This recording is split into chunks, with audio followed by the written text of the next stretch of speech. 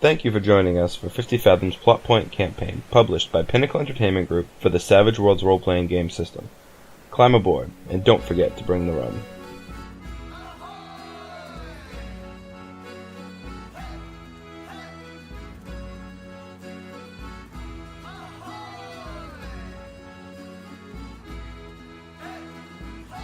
Welcome back to Session 2 of 50 Fathoms.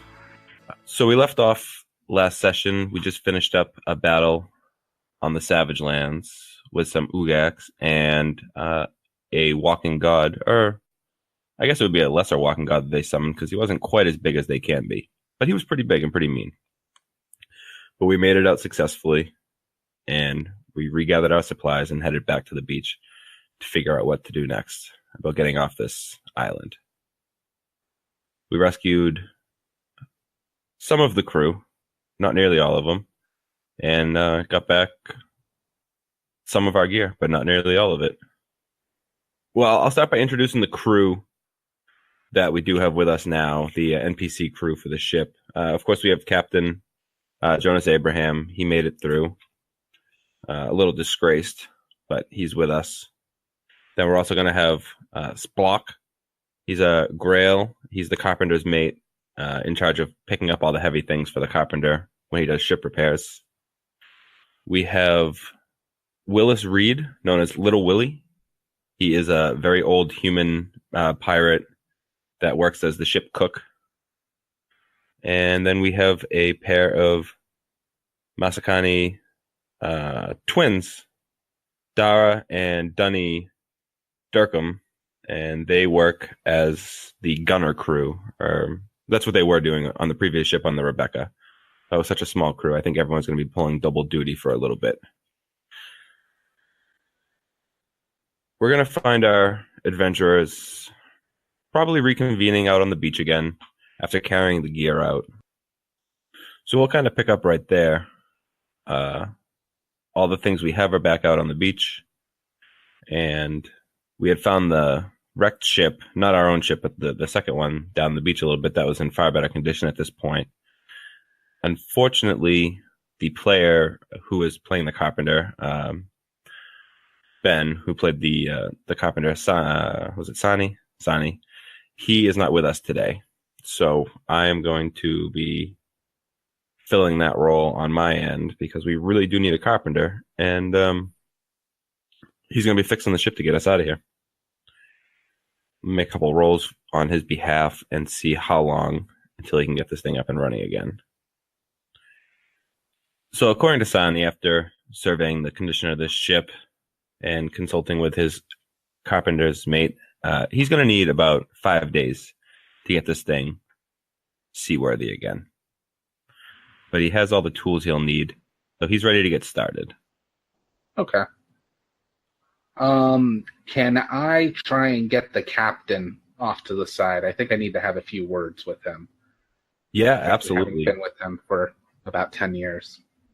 Yeah, I think we do have some crew issues that need to be dealt with. So, let's do it. I was going to say, do you want to talk to him together as the two veteran crewmen, two veteran officers? Yeah, I think that's good, Red. If you're with me, because Dr. Glug has some advice and probably his best course of action for him. Well, Red Bill's looking after the crew. Yeah. So I'll just, once everything's kind of settled, I'll be like, Bill, I need you to come with me. We have to have words with the captain. Okay. Right. Okay. And we'll mention to the captain, like, hey, we need to step aside. There's some stuff we need to talk about. And it's probably best if you speak with some of us remaining senior officers before you discuss to the overall crew. So, Captain, you decided, I understand there was a fire, and I understand we took on a bit of water, but you had the brilliant idea for us to go ashore in dangerous lands, and you told our water mage, me, to leave the ship and go look for supplies. This was not the best move. Once I was once we found you, I was calling for the men to get to safety, but you ran with the men. You didn't stand with the officers. As of right now, you're being seen as a poor decision maker and a coward. This is not a good look for you. If you become stubborn on this issue, it may be worse than mutiny for you while we're on a desert island. It might be a good chance for you to acknowledge your mistakes to everybody. Maybe relinquish control to someone you trust. I am not looking for such power, but Bill, I asked you to come with me because you've been under the tutelage of the captain longer than anyone. And Captain, in all honesty, the closest thing you're going to have to control of this ship is Bill having control of this ship. Bill looks so confused right now. He's just, his eyes are wide. He's looking between Dr. Glug and the captain and doesn't really know what to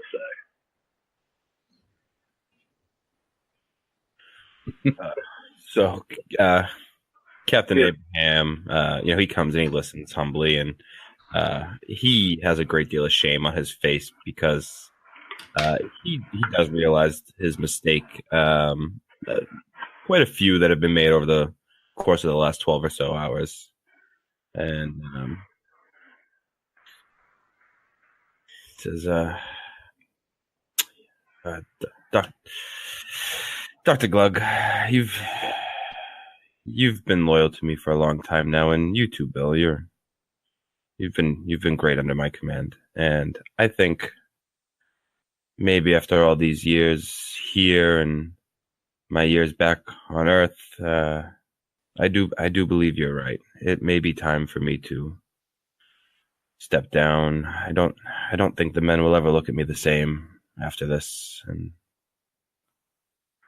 Bill would just put a hand on his shoulder and be like, I'm sure we can make this a painless transition. Like, I don't really know how to be a captain, so hopefully you'll stay with us a little longer. Bill, you've already been a phenomenal quartermaster. In all essence, you're the leader of the men, second to the captain, as it were. If the captain were to fall ill, it would be your duty anyways. And Captain, as you know, painless isn't usually my forte, but you've been a good friend to me for nigh a decade. This is likely our best course of action.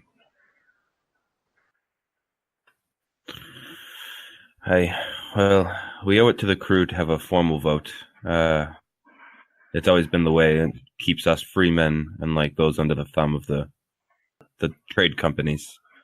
We'll gather the men tonight, and we will put this to vote. And Bill, you have my support. I was the captain of the Rebecca, and we've lost the Rebecca. I am a man without a ship. Bill kind of just nods and probably looks a little sad about it because, I don't know, he's not one for change or going against his captain and probably feels pretty conflicted about this. It's a somber day for the old crew of the Rebecca. Internally, he's probably panicking a little bit, but he tries not to let that shit too much. Yeah, I'm gonna say that he can see a little emotion on Bill. He'll say, Bill, we will take this journey back, and you will stay with me. I will show you everything I can teach you on a short journey, and you will be ready. Assuming the crew will have you, but you are a good leader. Yes, sir. So the captain will excuse himself, or, well, I should say, Jonas now. Jonas will excuse himself and head back to the beach where everyone's gathered. Sonny and Splock will be heading right to this other ship to start on the repairs because it's, like I said, 5 days, and it's going to be like good long 10-hour days, and they'll probably have other people helping them from time to time, hauling things on and off. I'll just say that Joki is kind of around the provisions, sort of organizing, trying to rooting through them, trying to find, sort of her personal bag with just has her few belongings, but more importantly, her map case, which I think came off the ship, but I don't remember if it did or not. Yeah, we'll say it did because that's one of the things that the crew would have considered to be one of the more valuables and probably hauled off. Yeah, as pirates, we're going to live or die by those maps. We need them. I get out my map case and I'm just kind of doing what I usually do when I have a little bit of downtime and we're sort of in between. I want to sort of take a look at it and figure out if I can figure out where on Torbath Ka we are. Yeah, definitely. One question. I listened to the recording and if I did say it, I cut it out of the final edit. I got how much money was awarded, but did I say how many provisions we had gathered? I think you said enough for 20 days. Okay. Is that right, Bill? Well, it is now. It sounds about right. I'm going to take a look at the notes for like the plot point too, because it has like, you get this much from that, plus et cetera, et cetera. I guess we do have a bunch of weird monkey god meat. Oh, yeah. I got a lot of monkey meat. Yeah. Oh, my God. Okay. I'm sorry. It was 10 provisions, but it was before we lost half the crew. Things like monkeys tend to have, the random, like, it's liver and monkey brains and stuff, for medicinal properties. The hell out of that giant thing. Yeah. Yeah, Bill took the skin and the meat, but he probably left that stuff behind. Also, I would like us to cart the skull, because that skull is going on our ship. That is a massive... on the front of the ship? Uh-huh. Yeah. Monkey skull figure. Front of the ship, I might put some drapes in the eyes and live in it, Paint it red. Yeah, it'll be red skull. Yeah. So I think Joki would be kind of looking at the map and maybe trying to talk to the captain. Hey, captain, I'm trying to get a sense of where we're at here and plot out our next journey. I want to make sure we're totally prepared when we get seaworthy. Hi, sweet Joki. Yeah, call me Jonas now. But we'll be meeting tonight around dinner, and we will begin our next course of action and have a discussion with what we have left of our crew. We have a lot to figure out about getting off this island here, don't we? Oh, I think we do, but I think it'll be fine. I mean, it's a beautiful island. We've got mangoes. We've got plenty of provisions, and the few crew that we have left, I think we can kind of whip them into shape. So next time they won't turn tail. He just looks away horribly, embarrassing. Yes.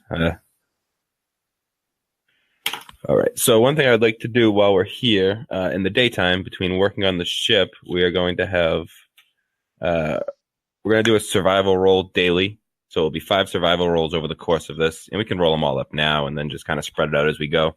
And this will be to gather provisions, extra fruit. It could be like small hunting parties going out and non-aggressive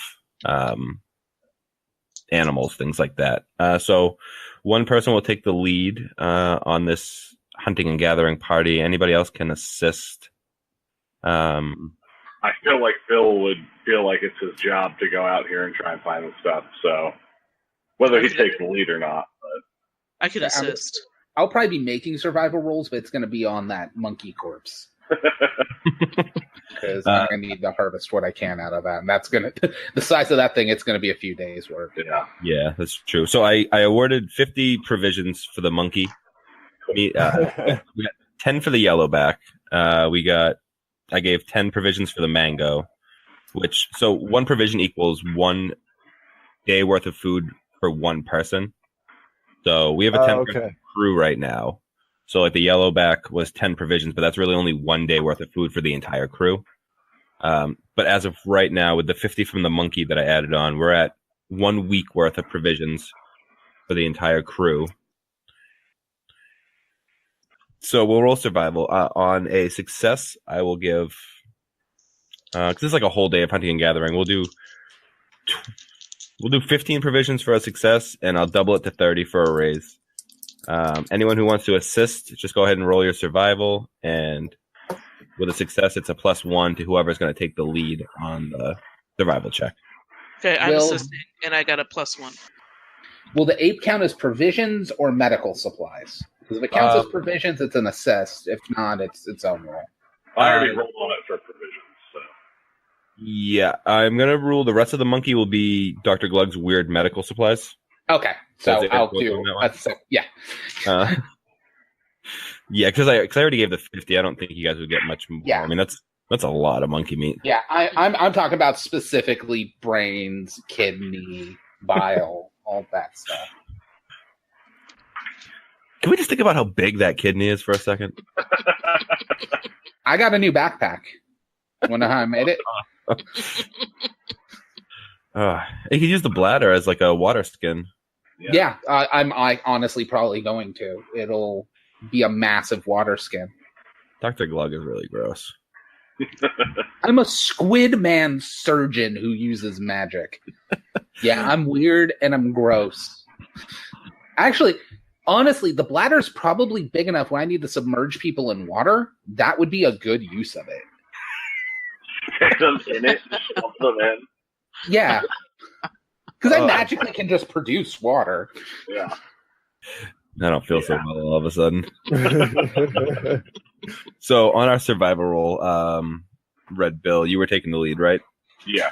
All right. So you got a +1 from Jokey. Yeah, +2 from Morgan. Okay. Cool. I rolled, by the way, to decide. Morgan is presenting as a male right now. He's probably like binding his chest and stuff. So, as I said, Morgan was gender fluid.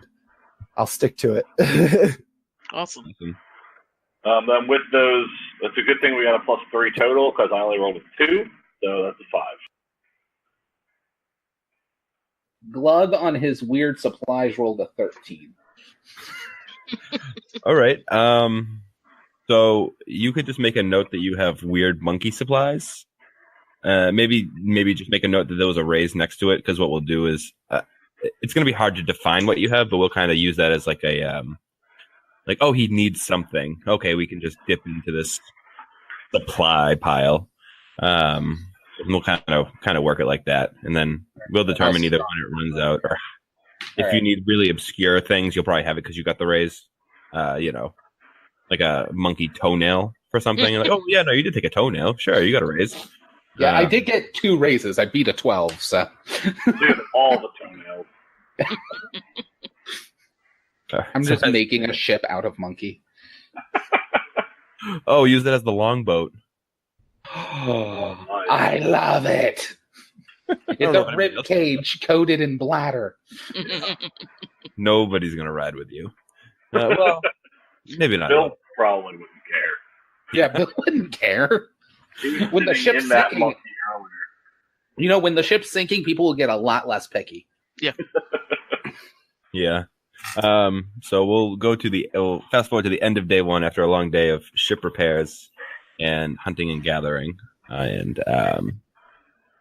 we start a fire up on the beach. Little Willie, who Little Willie is like, he looks like he's about 100, but because he's a pirate, he's probably in his like 40s. But he's just like really skinny, old, long gray hair, long gray beard. But he's the ship cook, so he's making up some dinner for everyone tonight. As the sun starts to set, everyone stops their work duties for the day. I'm going to assume that some rum or grog was retrieved, because you can't be pirates sober on a beach for 5 days. That's just It's okay, guys. I'm working on fermented monkey urine. Monkey wine. Also, does Little Willie have any pieces of him replaced being a pirate? Like, instead of a hook hand, does he have a wooden spoon hand? It's different attachments. He's like a mixer. Little Willie has a whisk. Yeah, whisk hand, even knife hand. Yeah, his last name isn't actually Reed. It's KitchenAid. After he retires from pirating, he founds the KitchenAid Mixing Company, inspired the kitchen arg. So as we gather around the fire, Jonas, who as of right now is still officially the captain, but hasn't really been filling the role over the course of this day, just kind of blending in with the crewmen. He stands up and says, I'd like to address everyone now that we've taken some time to eat and wind down our day. What's happened in the last 24 hours has been terrible judgment on my behalf, and I'd like to apologize to all of my crew here with me, and I would like to have a moment for all the men we lost today. My time as the captain of the Rebecca is over. The Rebecca is gone. We will take a vote. I would like to step down as the captain of this crew, and I personally nominate Red Bill to take my place. Sits awkwardly. If anyone else sees fit, they may nominate, they may volunteer, and we will put this to vote in front of the crew. There's a lot of murmurs and hushed conversation, but nobody volunteers or steps anybody up. And after a few, maybe half a minute, Jonas says, well, if no one has anything to say, then let's hear all in favor of Red Bill. Say aye. Aye. I think Bill's going to be a great captain. You're so smart, and you've got so much experience, and you're such a good fighter. I mean, Captain Jonas, you've been a great captain too. I don't want to dismiss all the things you've done for us. And I think you're a very, very valuable member of this crew, but I definitely think Captain Red Bill sounds awesome. So the rest of the crewmen will all, I'd say most of them will vote in favor. It might not be unanimous, but... Who votes against? There's only like 5 of them. You don't need 2 twins. You really want to get uppity? I just want to know for future reference. I feel like Bill would keep track of that. He's probably seen a few mutinies in his day, or attempted mutinies. Yeah, Glug would be keeping track of that too. Let's see. I'm guessing it's Splock because he doesn't really track what's going on. All those in favor say aye. Splock is silent. All those in favor say nay. What now? It's like Splock everywhere. Yeah. Yeah, so I'll say that one of the twins voted, and then the other one didn't say anything, and his brother's elbowing him, yeah. And we'll determine at some point if you can even tell them apart. Are they both dudes? Yes. I think to be safe, we need to just kill both of them, Red. We don't know which is which. I want to say Morgan slept with one of them at one point, but he's not sure which one.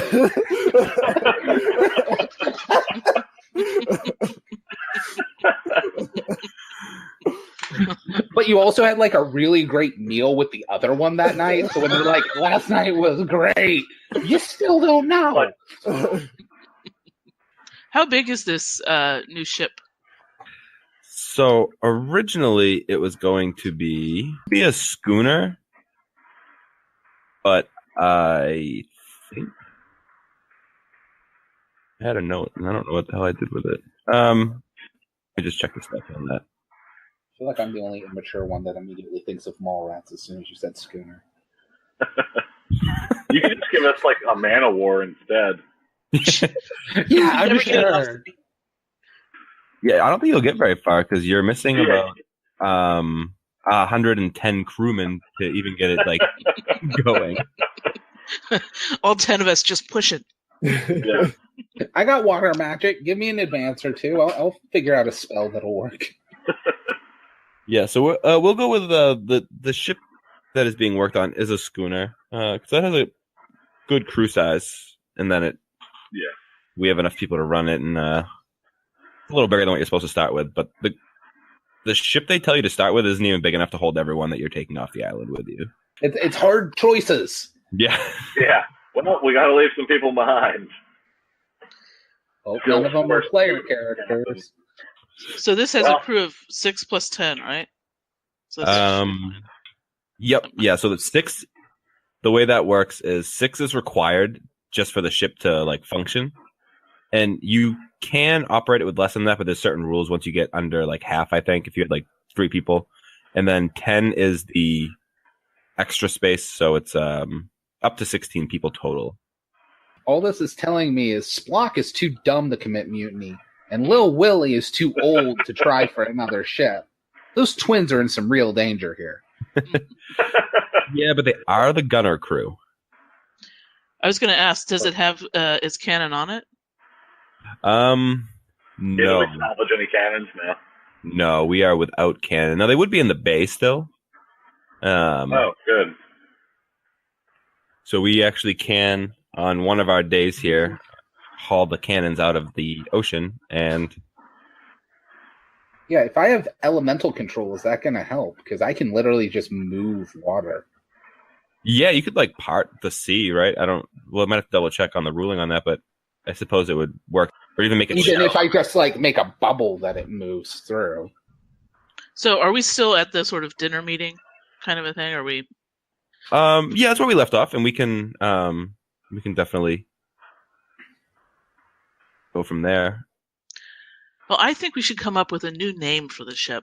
I mean, the Rebecca was a nice name, but it's not really got that, I don't know, pirate spunk to it. I think we should do something that commemorates the time that we've had here and the adventure we've had here. And I mean, something kind of cool like the Monkey's Eye or Eye of the Monkey to commemorate that amazing, shot that Doc took at the monkey that kind of blinded it. Something intimidating, something scary. I was going to say Monkey Aaron, but I mean, this is a story about me, so yes. How about the amazing Morgan? I will take my captain veto power there. It was worth a shot. One of the 2 twins is like, that's a great name. All right, I'm then going to mark that twin. How about the monkey's uncle? I love it. That'll be good. It'll confuse our enemies. We'll be coming up on them, and we'll have this fierce skull of a monkey head. I was going to say, at this point, nasty. you guys and it'll be even, the monkey uncle. You guys haven't even seen the monkey skull yet.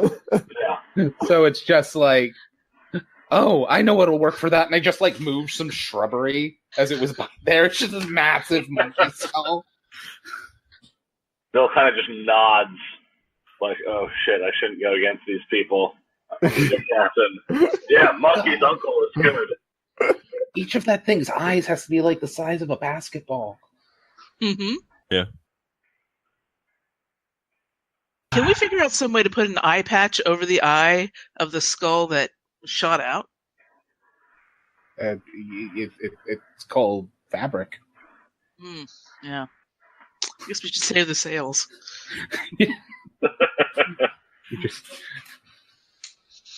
I mean, in theory, once our old boat was sinking and going down because it was burnt that much, I don't think the tops of the sails would have caught too much fire. It'd be too waterlogged. We can salvage those. We could make like a leather eye patch out of some of the skin of the monkey. I do have all the monkey skins. Leave the fur on it, too. It's going to get all gnarly. Yeah. I think I already said that I cleaned it and everything for storage. I'm sure some of it would have been kept with fur, because then you can make coats and shit. That's true. As long as you take all the meat off and everything. It's not like fur coats rot. You can cure it with fur on it. Yeah. I don't know how all that works, but Me either, but I mean, obviously man. it's possible. Yeah, Now Bill is going to get a monkey fur coat. that's his captain's coat. Yeah. Just a big pimp coat. Yeah. Just that and pants, like no shirt under it. Oh God, what color was the ape? I I think they showed us it like was a white. gray. Yeah, like a whitish gray with your red skin. That's gonna look awesome. Oh man, I like how most of this game is just figuring out how to make ourselves look cool. We will also make you a pirate hat made out of monkey fur. I did take the yellowback skin too. If somebody wants to make a cool yellow leather hat. We're the just all- pimp of the high seas. We're just covered in all the remains of our victims. Perfect. By the time we hit veteran, we're gonna be like a crew of leather faces. I got tired of just skinning for fur coats. I started making masks. We all had coats. We needed something else. Can't waste it. But, yeah, Bill would also, after being voted in, would probably give like a really bad speech. Not even really a speech, just kind of stand up to everybody and be like, well, thank you all very much. I won't let you down, and I won't ever take the water mage away from the ship when it's on fire. Thank you. I rolled a 5 persuasion to be like, here. Morgan's pretty drunk. Yeah, so when he gives that line about the water mage, the entire beach erupts into drunken cheering. That man is a genius. I'm currently inside the skull, like figuring out how to feng shui my new room. You don't have bones, right? I mean, you just call cartilage. You can smush around pretty good. Exactly. I'm living in that thing. I wasn't joking about that. Well, it's going to be the masthead, too, so... Yeah. I'm a water mage. I'm fine with that. And it's not like I can drown. I'm aquatic. I was going to say, you have dehydration too, right? So yeah. So it like constantly spraying up there? That's my room. I like it. That's weird. It's just perfect. So I guess that will be just about the end of day one, unless there's anything else to address. Everyone's just going to get really drunk and sleep on the beach. I mean, I feel like we should, as captain, I would say we should probably at least take some kind of watch shifts because we've had people taken away before.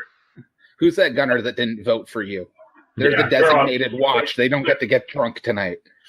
You're on first shift, Dara or Dunny. I'll let you two figure it out. How many watches are we going to have? Yeah, probably 3 is good.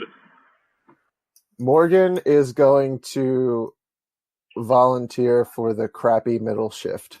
Red Bill will remember that.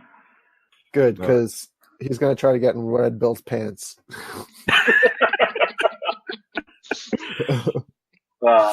Bill would actually... already been there. Probably not, because Bill doesn't understand the flirtations that well. Yeah, I think we made that joke in the chat.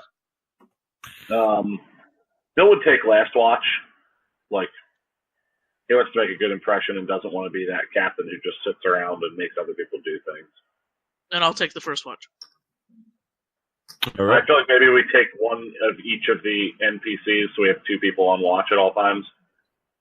Yeah, we can do that. So I will say that only the middle watch I will penalize because you're getting like that really broken sleep, and you'll have 1 level of fatigue.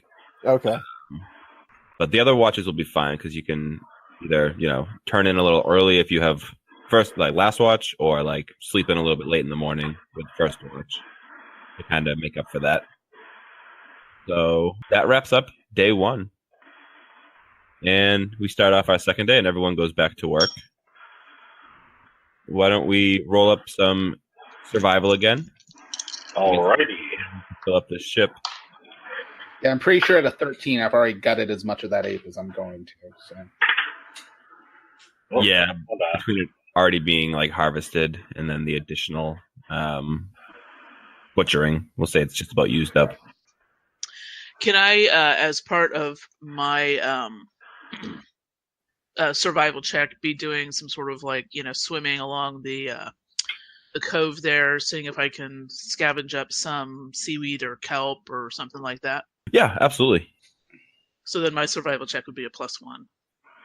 I figured I'd be using my magic as we talk to just at least try and make some kind of bubble or something to get to the cannons and salvage those before they corrode too badly. And I got a 9 on my D4, but an 11 on my wild die. Jesus. Congratulations. They're just... Morgan was no help. I'm going to say that I just didn't roll well. He was busy making sure the powder was dry, or at least that's what he was saying he was doing because he's a little hungover.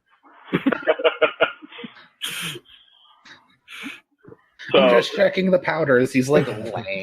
Well, I need to make sure it's all dry. Well, I rolled this was still survival, right? Mm-hmm. Yeah. I rolled a 7 on my survival, so whatever the bonuses are. Good. You got a +1 from Jokey.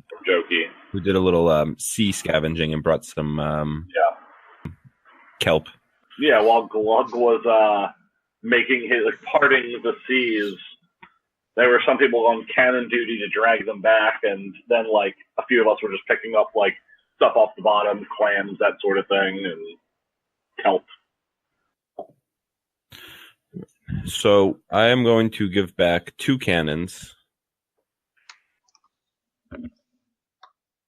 And the ship holds 4. I was going to say, looking at Skinner, it's not like we could hold that many more. So Yeah, no. The original ship, the Rebecca, had space for 8, but I'm going to say let's say it had 6. So there are more cannons out there. You just weren't able to find them, either under debris or Dr. Glug getting tired and get the hell out of the water. Even then, they were sitting on deck, so the fire could have damaged the supports of some of them. Yeah, some might have been destroyed or whatever. Yeah. The metal's still good, but unless we're going to have the carpenter freaking build us new supports that can hold the cannon firing, we're just not going to bother right now. As the old shanty goes, 2 out of 4 ain't bad. It was 6, right? I know math isn't your deal, but come on. Math is the only thing that is his deal. He's the quartermaster. Not anymore, Captain. Not anymore. Oh, I love how you were wrong about inventory then. Yeah. Well, we can only hold 4, Doctor. I know this isn't your business, but I did my business yesterday. I would also say that I probably would have appointed the captain as the acting quartermaster right now, since I feel like he should still have a position and is acting as an advisor, basically.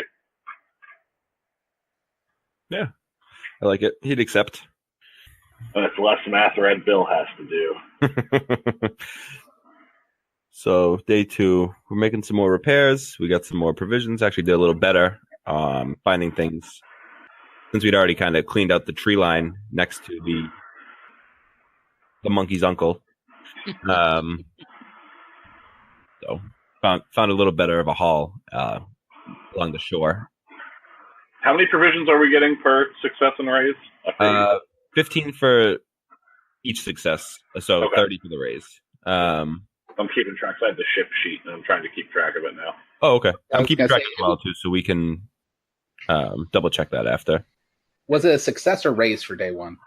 Day 1 was just a success. Yeah. So does that mean we basically found enough provisions for that day? A little extra. I might not decrease the provisions for while we're here, since we are in. Maybe if we fail the survival check, we'll say that you had to use your own provisions that day. But where we're successful, we'll just kind of take it off. It's like we just mangoes or wild boar or whatever. Yeah. Because it's the math I did. Unless we do really great boating rolls getting out of here, it's 20 days at sea. Which is 200 provisions. I mean, obviously you can fish and do things along the way, but to just say no, we're just sailing and it's quite a journey. I might have to double check the math when we do figure out where we're going. I'll calculate the actual travel time, but and I figure at least Jokey would know that since she's all about the maps and all, so we'd have a good idea of how many we need. Yeah, Yeah. We're over halfway.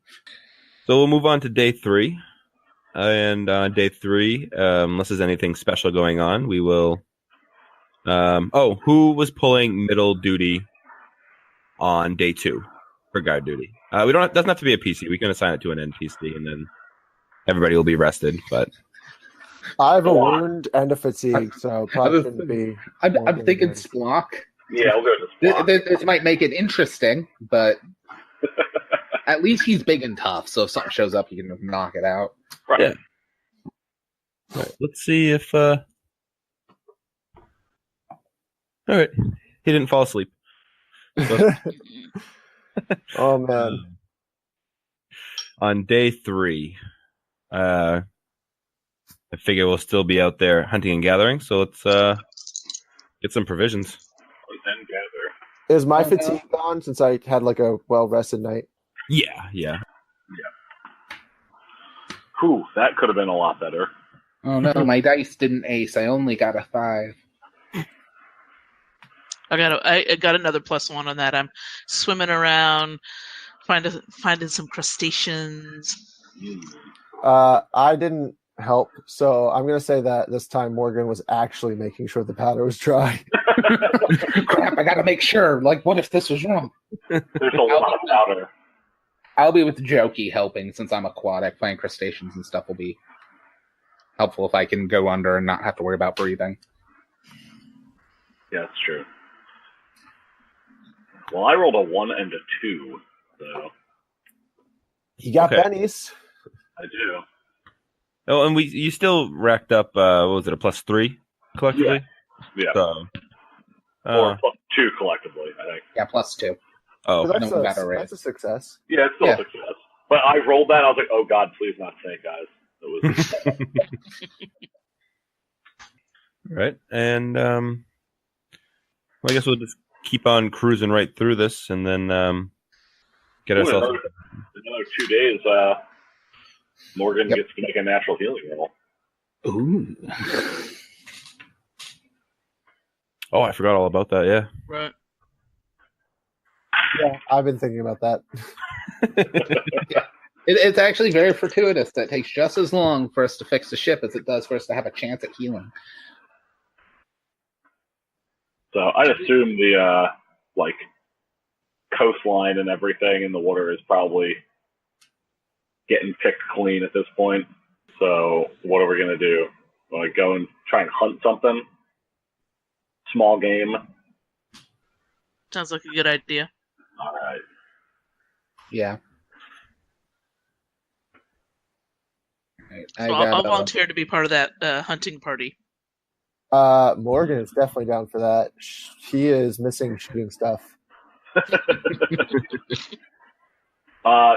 Bill would want to make sure that there's no fire on the ship before Dr. Glug is along to come with. This is a good idea.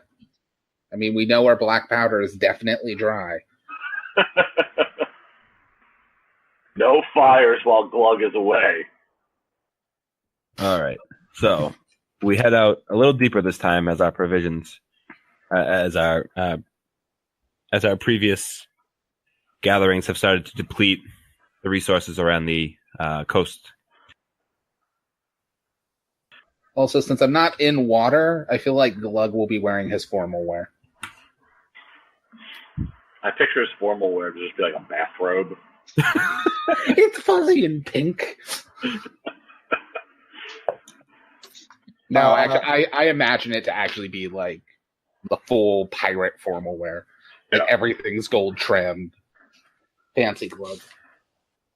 Morgan wants to make a bet because I had that Cork Minor weird bets that he can kill something in one shot with his eyes closed. Oh, I'll take that action. I'll take that action. I'll put 5 gold on that.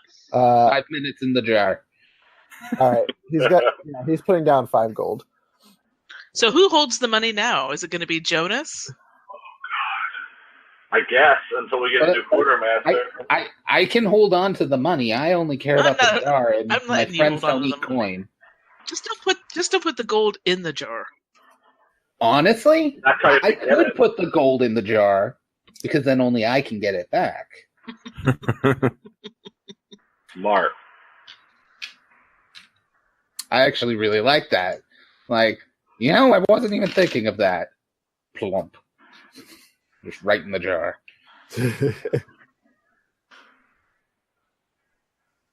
That wasn't like a leather bag, right? They sometimes get confused with leather. So can I do a roll for that? Is shooting blind like a -6? Can I do a tracking roll to see if I can find a really, really tiny animal? I guess we gotta find the quarry first. So you guys head out and you're tracking some game between the party. You're able to find some tracks. You're following it. There's a small clearing because this is a pretty dense jungle. And there's something down. There's an animal that's already been killed laying in the opening, the clearing. And overhead, you see a swarm of these birds. All being experienced sailors, you would know these. These are razor wings. So what they look like, they're about the size of a seagull. They have like sharp bones protruding from their wings. They can be aggressive. They're not always naturally aggressive. They tend to be more aggressive when they're hungry. So you find really aggressive swarms of them out on the ocean. But you see a swarm of these circling overhead above this carcass. I'll take a shot at one, eyes closed. Oh, God. This is going to go. Bill just pulls out some axes, and he's like, all right. Jokey pulls out her hook and her dagger just in case these things get mad. Yeah, I ready myself on a held action with my dagger drawn. I mean, does the captain tell me not to do it? Does Bill is Bill like, no, different quarry? They're just birds, right? Yeah. How dangerous are these things if we know anything about them? I mean, are they like piranhas up the sky, basically? Yeah, kind of. I mean, when they attack, they can attack pretty violently because they're essentially a swarm. Yeah. They're not very big, but they can be pretty dangerous. I mean, honestly, their biggest. I've read about these. I've used these in other games. Their biggest threat is you don't want to encounter them on the seas because they will also shred your sails.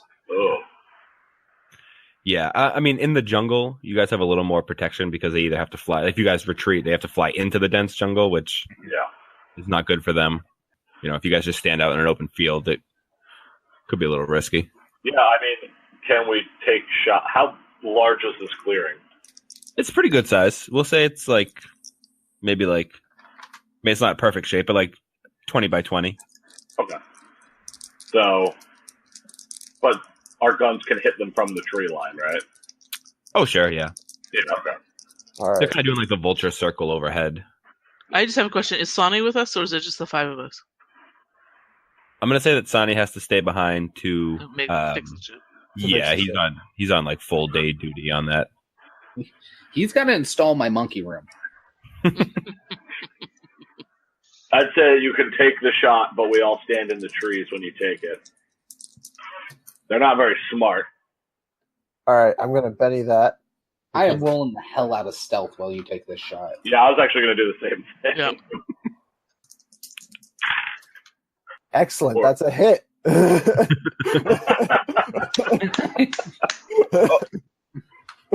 Oh, man. Okay, and so I do 2d6 plus 1. All right, I did 12. 12. Yeah, so you hit him, and it's a pretty good shot. So we'll say it rips up through one of their wings and then hits another one because they're pretty tightly packed in. Yeah.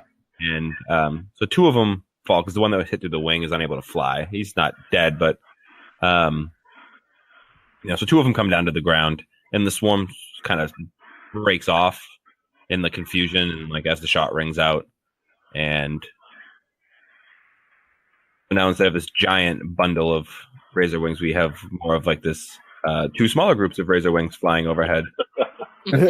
Fun. So are either of the 2 dead in the one shot? Or yeah, one of them dropped dead instantly. Yes, Dang pay it. up.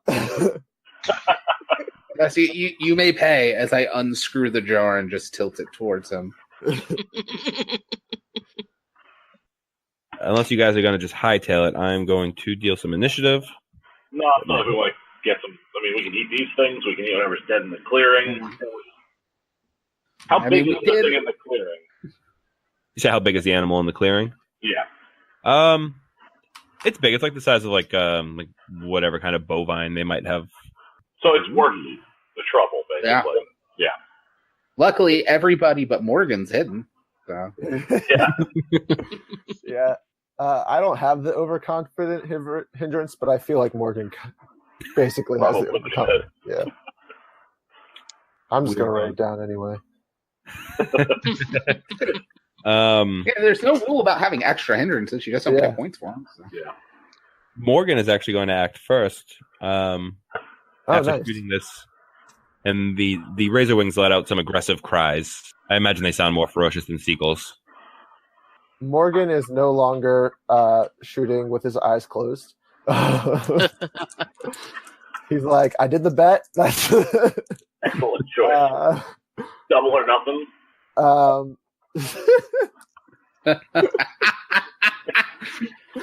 Just from the bushes, double or nothing. Does anybody actually say that? Because Morgan. Bill does it. Okay. No. Yeah. So I'll do the agility to re-roll or to reload. Okay. See if it actually works. Okay. Oh, sweet.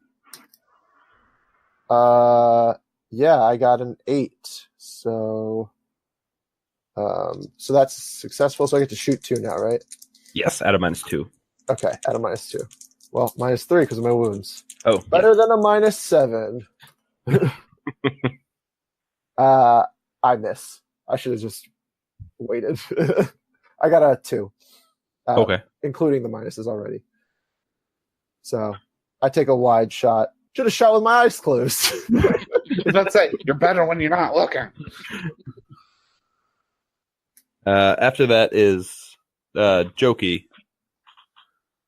But these things are still up pretty high in the air. Yeah, so I'm just going to hold until one comes, closer to me. And Dr. Glug will follow that up. All right. Well, I have a feeling this is going to become a signature thing. But birds hate to fly in the rain. So guess where it's going to start raining on all their feathers and their wings and everything. Oh my god. 17 for my magic roll. Oh my gosh. To use elemental control to condense the water in the air. We're in a humid jungle. Water in the air and just start making it rain on these things. If I don't like that very much, but I was going to say, enough of it will put them on the ground, so. Or at least back into the trees. Those feathers get too heavy, they can't fly. And after Dr. Glug is Bill. Bill is probably just going to crouch near Morgan, hiding in the bushes on hold. Act like battle axe in one hand, throwing axe in the other. All right. So as Bill readies himself in the tree line, how close is everybody gathered in this tree line? Bill said he's close to Morgan, but I think the rest of us were away from the guy shooting at the flock of death birds. No, I was going to be close to Morgan so I could pop off hold and attack them if they come near. So I'd say I'm probably about 5 or 6 feet away from Red Bill. Because it's split into 2 groups, it now acts as like 2 separate swarms. So one of these smaller groups of razor wings is going to fly down, and it just essentially engulfs Morgan and Red Bill. Can I make my agility roll to hit first? Because I'm on hold. Yeah. Yep. Yeah. But it's usually in a post agility if it's like during the enemy's turn. So. Yep. Oh. All right, it's a 7. Come on, Rain, giving them a penalty. Well, I rolled the 1, so it doesn't matter what penalty. All right. And so then, yeah, Bill is gonna. What's my fighting? I think it's an 8. Yeah. So yeah, Bill is gonna fight this swarm, start hacking at these birds. Wild attack. I think I'm gonna re-roll that. There we go. That's a 7 to hit. Okay. Let me ask you guys. So it has the parry listed, and then one of the special abilities is a bonus to parry because of the swarm. But is that typically factored in or no? It doesn't. It's usually factored in. Yeah. With a parry of 4, I don't feel like it. Well, let me see. They probably don't have any fighting actually. Yeah, if they don't have training in fighting, that's a parry too. So. Yeah. Okay. Yeah. No, they don't because they automatically hit, so they didn't. Well, yeah, okay. Swarms auto hit. So. Right. All right. Cool. So that's a hit. So close to that raise.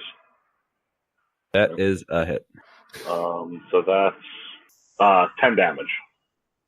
Nice. Okay. I feel like I'm the one that reminds the teacher for homework, but don't swarms take half damage? It doesn't say they do.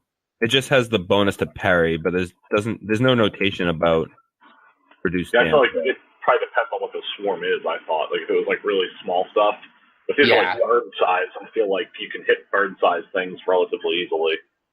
Yeah. So there's a notation. It says that every time you attack the swarm, you're actually hitting and killing some of them, but there's no disruption to their effectiveness until you can deal a wound.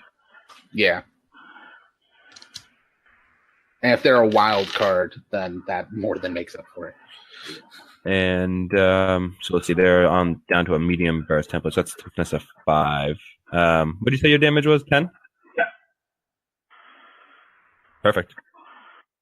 Am I within range to hit them if I'm 5 feet from Bill? Yeah. Well, you can come off hold and move in. Yeah, you may even already be inside. Okay, I'm gonna roll agility to hold. Sorry, that's a 4. Okay, I'm gonna have them use the same agility score since it was sort of a simultaneous thing, and they had a 1, so you are good to go. All right, great. I'm gonna do my 2-fisted attack with my hook, and then with my my dagger, just kind of going in there and wailing away, trying to snag one with the old hook, and then catch it on the hook. Bird attached to it.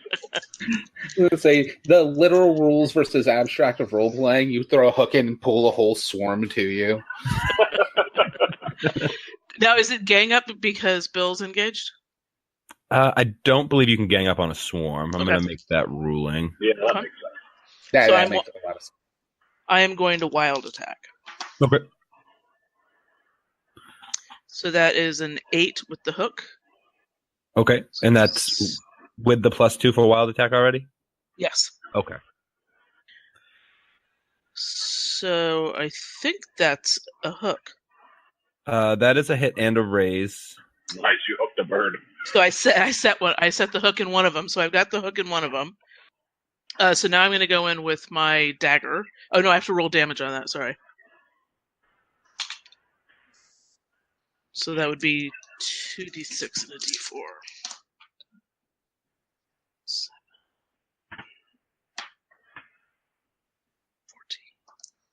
17. Oh yeah. So, you hook it, and this razor wing is trying to fly away as it's stuck on your hook, and it's flapping and it's freaking out, and the rest of the swarm is so confused by what's happening that this portion of the swarm just disperses and flies away. Oh wow. There is still one other.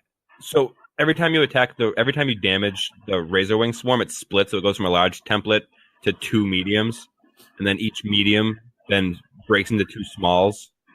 Essentially, is mechanically how it works. So what we have is one small first template swarm still here that you can attack with your second attack. Okay, just so you know, that actually should have been 19 because I didn't add the +2 for the wild attack. Okay, so I'm also. So the one that I hooked is it dead? Is it gone? Because you're still beating other birds with it. Its wings are flapping and cutting them up. And... I'm just wondering if they get if anything gets the -2 agility. So the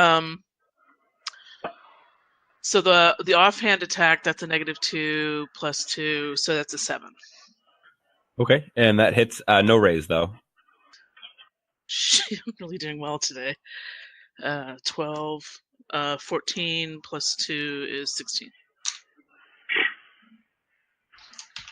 Yeah, so Jokey just after Bill hacks at this swarm and it splits up, Jokey just runs in and just starts swinging at 2 different clusters of birds at the same time, and she has one on her hook like some weird bird shield, and then is stabbing all the other ones with her offhand. And this part of the swarm is just horrified, and they all just fly off. But there is still the second part of the original swarm. And with all this commotion, they are going to fly down and cover the same area, and you guys are all going to take the swarm damage. So I'm going to go, what I see on my screen is left to right, which would be Morgan, and then Bill, and then Jokey last. Okay. These are the attack rolls? They automatically hit Okay. because you're just like engulfed by birds with sharp wings. Just damage rolls. Yeah. Yeah, Swarms are super deadly in Savage Worlds. Yeah. And so I told myself I wasn't going to I'm not going to take it easy. The first adventure's hard, but I'll be nice. And then I rolled 3 Razor Wing swarms. And I was like, well, maybe I'll just send 1. I think 1's enough. I think that. Jesus, 3 of those? To be fair, if we saw 3 of those, we'd be like, Yeah, really Gotta cool. go. no.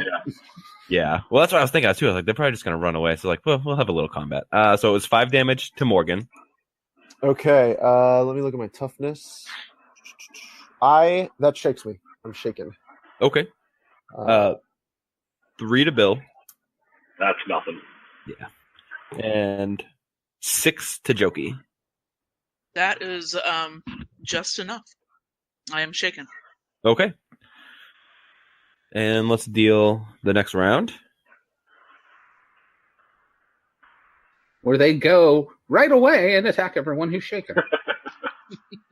Yeah, actually, they got the Joker. Oh, God! +2 damage on a swarm! But they don't roll attack, so they can't raise, which is I guess, really the only real benefit at this point. That's the trade-off. There's actually a few... Bennies, right? Yeah. Oh, How many bennies?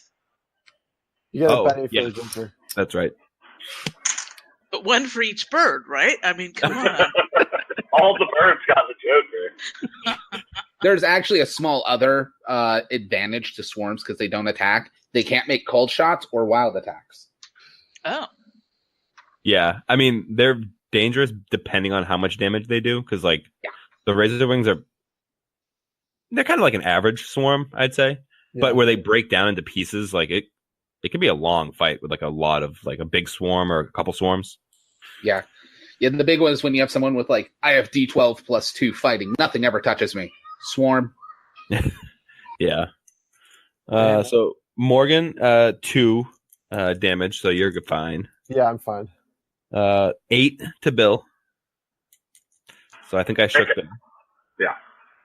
And 8 to Jokey. Now, so that's a second shaken, but you can drop the Benny to do the automatic unshake, and then you would just be reshaken instead of taking a wound. Up to you, though. I will take the... I'll spend the Benny. And so I'm still shaken. I mean, you could try to soak it, but it's better to just automatically not be hurt, in this situation at least. All right, so that is their turn. And after them is Bill. All right. Gonna fight some birds. I was gonna say, if you wait for me while they're one big swarm, I could scare them away. Yeah. Bill's engulfed in a swarm of birds. Bill waits for no man. Yeah, there's no me in the corner. Just wait, please. Oh, wow. So that is a 12 to hit. Okay, that is a raise. Yeah. So damage. 12 damage. Okay, so that is So now this swarm is divided, and we are down to our last bit of swarm action. So we You know, have two little. I just What was realized that? about the swarm too is that wild attack is super effective because they don't need to hit your Yeah. parry. Right. Yeah. Mhm. I was like, oh, he wild attack. I'm like, oh wait, I don't have to make attack rolls, so that's like perfect like strategy in this situation. You just Yeah. flail around like an idiot and hope you hit them. Which is actually how I would fight a flock of seagulls. Yeah. The birds but are the not- band. I was going to make the same joke. Stupid hair. I'm just gonna. That's fantastic. Do I get a bunny?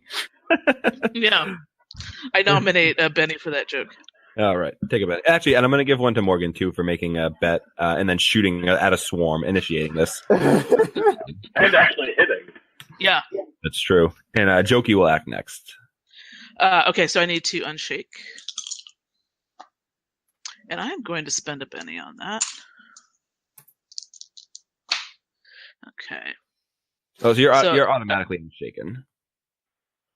Because I spent the Benny. Right. Okay, I'm going to do another two-fisted wild attack. So with the hook, 6, it's a 10. That's a 12 to hit. Okay. That is with a raise. Several. That's 7 damage. Okay. So that is it's enough to shake, but I don't think they can actually be shaken. Yeah, I'm pretty sure nothing happens unless you wound them. Yeah. Okay, so I'm going for a second wild attack with my offhand, but it's still a wild attack. That is an 11. Okay. So my second on. attack is an 11. Is that a raise or? It is, yeah. Okay, so I just exploded 2 of my d6s, so that's 12, 14, and again 20, 21, 22. Just All kill right. all of them. with one dagger, I'm just slashing like a crazy fiend. Yeah, so Jokey stabs through several birds, even though her dagger's only 6 inches. Really just gets it in there good. You know, a bunch of them beat the other ones with the corpses of the birds. Razor wings, razor the other guys. You hit one and it just they start killing you. Oh, that's fantastic. And Dr. Glug is up next, and we have just one small portion of this swarm left to deal with. Okay, good. Because I was going to say, whatever the biggest swarm is, Dr. Glug hasn't actually initiated any of this. Are we all still in the rain? Yes. Yes. For 2 more rounds. We only fight in the rain. Yeah, Dr. Glug's around. Every fight's in the rain. Round 1, I make it rain. But Dr. Glug's going to start storming from the bushes where he cast. His tentacles going completely crazy, making as many squid predator noises as possible and intimidating. I'm going to Benny that. Because at this point, I just Zoidberg. There we go. So I got a 5 intimidation. All right, let me oppose that. And by the way, I always imagine that Dr. Glug Zoidbergs, for the record. Why not Glug? Yeah, so they are intimidated. Now, with the new rules, because we're going to be using the new rules, and I believe that Mike actually did send me a quick breakdown, but yeah, basically they're just they're distracted on test of will, so they take -2 to all actions, which is not big for them. But if I got the raise, they would have been shaken and disrupted and all that. Right. Because even though they don't suffer the wounds from double shaken, it can still stop their turn.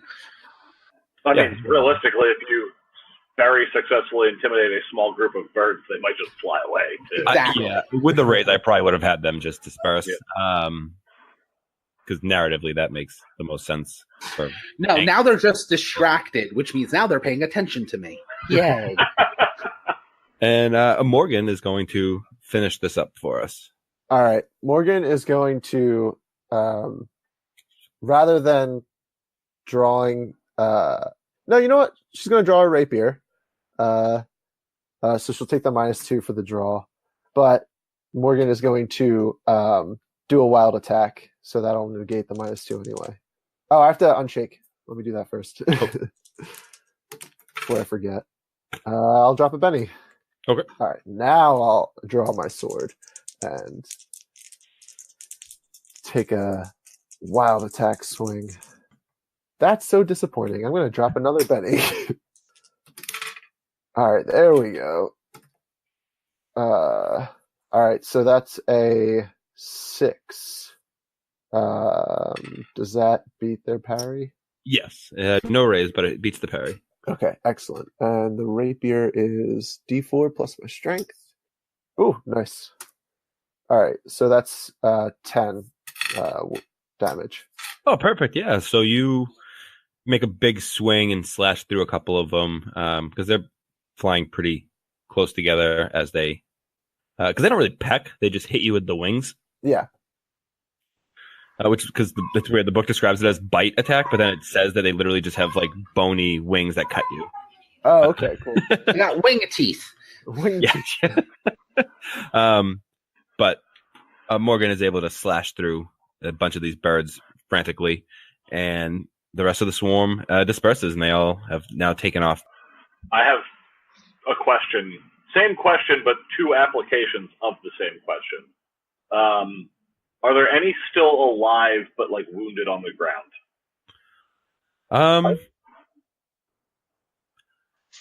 I imagine some of them might still be like fighting for life at this point. Yeah. Well, so the 2 applications are, one, the terrible one. Dr. Glug can just take one of these birds and stuff it in his jar. I love it. Application 2, now that Red Bill is a captain, he needs a pet bird to sit on his shoulder. That's what I was thinking. So I think this is going through his head. He has a lot of very specific ideas about what a pirate captain should be, even if most of them are a little off. I can't believe I didn't see where you were going with this. I can't either. Benny. I did. I nominate a Benny. Yeah, I was going to nominate a Benny for the jar idea anyway, so yeah. Yeah, you can have a Benny for wanting to have a razor. Because he's going to put his eye out. He's going to put it on his shoulder. He's going to lose an eye. And I'll be like, perfect. Perfect, I can have an eye patch. So I think Bill is going to try and find the least damaged one of these birds and try and nurse it back to health before we become friends with it. By like feeding it scraps from this thing that they were eating. I'm going to roll to determine how many we can find that may be salvageable. Salvageable. Yeah, so you find 3 of them that are still alive, not all in the best of shape, but we'll say that there's definitely one that you think you can heal up. Probably the one that got slashed through the wing. Okay. So it can't fly, but it's like doing that thing that when birds try to take off and they're just like hopping to one side. Yeah. And then there's a couple other that are still breathing, which would probably be good for Dr. Glug. Yeah. So would it be like a survival roll to try and befriend this bird?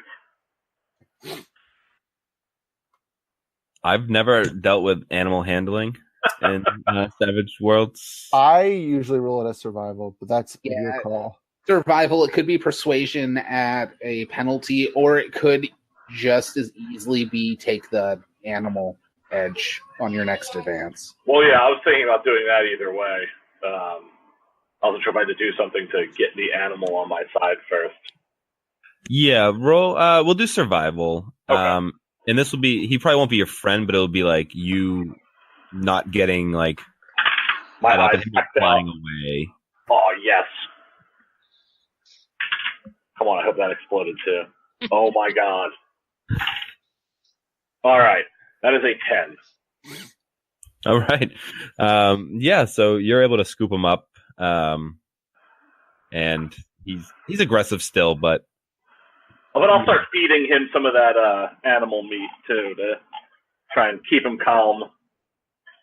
I just imagine Bill like holding him from the sides, like you do a chicken, like holding the wings in. Yeah, and just, exactly. Sticking his face into the carcass, like eat. So it's like at first it's like fighting, and it's just like okay, and start to eat it. I will say I don't want Hannibal, because he is now named. I don't want Hannibal to start attacking me one day at night. So over the next few days, once per day, I'm going to be like right lined up with Hannibal, like meeting his eyes, opening the jar, and slowly lowering a bird into the jar. Oh man. So how many are dead on the ground? If we're going to collect up some provisions from scoop them into my sack. Let's see. We had. I'm going to go stab the other two and put them out. That reminds me, Red Bill, I do also have a monkey bladder back at the ship that can help heal your bird. Excellent. We had 5 melee attacks and 1 that was shot. Although I ruled it shot through 2 of them. So let's see what the melee attacks took down. Well, that can't be right. That's much too low. Let me roll that again. That's better. So this is 11 carcasses strewn about one. Is that like one each? One provision each, or? Yeah, that's probably. We'll see. We'll say for 11, we'll call it 15. You might get a little more than a meal if you guys stretch it out a little bit. Dibs on the wishbones. All of them. Oh, I lost. I want to say that just for flavor and funsies, Morgan doesn't want all of the wishbones. Morgan takes some of like the razor bones and makes like a cool necklace out of them. I was going to say how those come out of the wings. That'd probably make a sweet necklace. Yeah, and probably collects their feathers to make a sweet feathered razored wing coat out of, or cloak or something. Headdress. We're the fashionistas of the high sea. Yeah. We also have like an animal theme. Each character is a different animal, though. I'm gonna go with cloak because that definitely seems more Morgan style. Like many ships go looking for treasure. We're just in it for the fashion. We'll save the world and look good doing it. What is the animal on the ground? I guess the equivalent. I'm not sure. There's no like livestock ruling, so I'm gonna say it's something like a yak. Nice. So yeah, I guess we'll butcher that up too, and whatever's salvageable. Yeah. I'll give 5 additional provisions for that. It's not a lot, but mostly because a lot of the meat's already been exposed to the elements. Yeah.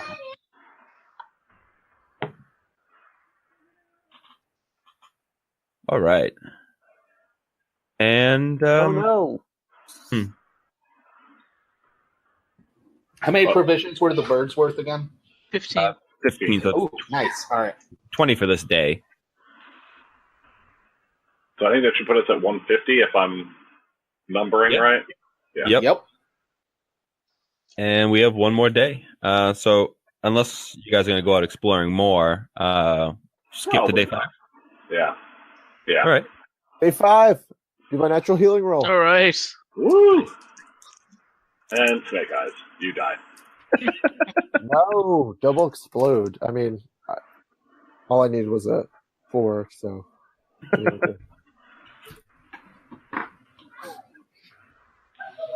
Awesome. Snake Eyes, you have a staph infection. Oh no. From the birds. Bird flu. Oh god. Yeah, okay, so I healed that. Perfect. So you guys wake up on day 5. Sorry, I'm just reading an entry for our last little Harathka adventure here. Whoa. No, I don't like the sound of that. No, it's not bad. Actually, it's going to work out really well. Try to see how many. So as you guys put up, it's actually a really rainy day. Thanks, Glug. Yeah. The rain never stopped. This one wasn't me. Red Bill actually thanks Glug. He's like, good thinking. No fires this way. You're welcome, Bill. I may start calling you Billy. The ship catching on fire is Red Bill's greatest fear now. Our great captain lost to fire. It shall not affect me. Oh, actually, that raises a question for me. So, are we collecting fresh water somewhere along with the provisions I can that literally included? make fresh water. So I thought you could only make like a jar a day or something, a gallon or something. I can do it per point I spend, and I got 20 power points. Oh, yeah, so. Okay. But on like a rainy day, you'd probably pull all the barrels out. Yeah. And let them fill up. Okay. But I kind of roll. I think water's kind of just rolled into the provisions, unless narratively, like I say, somebody taints all the water. Yeah. At which point Glug is pissed. One of those twins. You're both going in the jar. Oh, I had a note about the turning the bladder into a kiddie pool for my room. It's all I'm going to let my leeches just explore my room. You just bathe in leeches every day. Yes. Leeches are aquatic too, so you could eventually just fill the skull up all the way. Yeah. Full of leeches. Oh, that is the greatest fishbowl ever.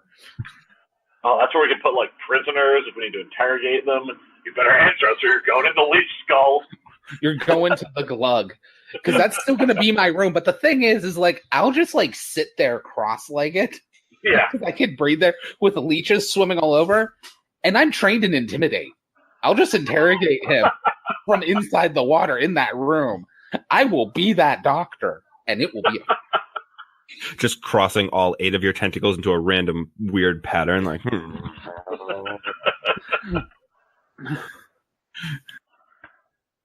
So we wake up in the morning, and everyone's kind of busying themselves on the beach, doubting their duties. And before you figure out a plan for what to do for today, you see coming out of the shallows of the water 4 giant crabs. Now, when I say giant crabs, I mean giant crabs. These weigh in around 400 pounds each. Oh my god! Oh my god! I just found a lid for the top of my monkey skull. Because I definitely cut the top off because I had to get to the brains. So, which character is going to be the giant crab themed character? Yeah. Oh, there we go. I don't know. Yeah. Joking kind of makes sense. You're the least themed character already. I'm squid themed. I'm good. Yeah. We'll get you some squid bones or something somewhere. The non-existent squid bones. Yeah. The beaks. Covered in beaks. Yeah. Update my armor a little bit. Captain Bill, did you notice? I don't know if you noticed, but they're kind of big. I think they're friendly. I think they're friendly. I do not think they're friendly. Maybe back away, but there are some crabs. Glug, can you talk to crabs? Not yet, sir. I'm working on it. I'm a little rusty with my crustacean. Well then, open fire. We need more food. I will set a pot to boil, sir. You can't just crack them open raw. It won't work. Morgan takes a shot since he's like, well, the captain said open fire. He's just like ready. Yeah, Bill is probably just like yelling to everybody like, all hands on deck. The rest of our food's arrived. Well, that's a How good many point. were there again? 4? 4. But I can't there- add in the NPCs because we're actually on the beach today. Is there any way to that's right. jerry rig a grenade out of the I was saying, tower? could we just turn the cannons on them? Yeah, we got the twins. The twins can just blast them with our cannons. Yeah, I mean they definitely can. Probably less.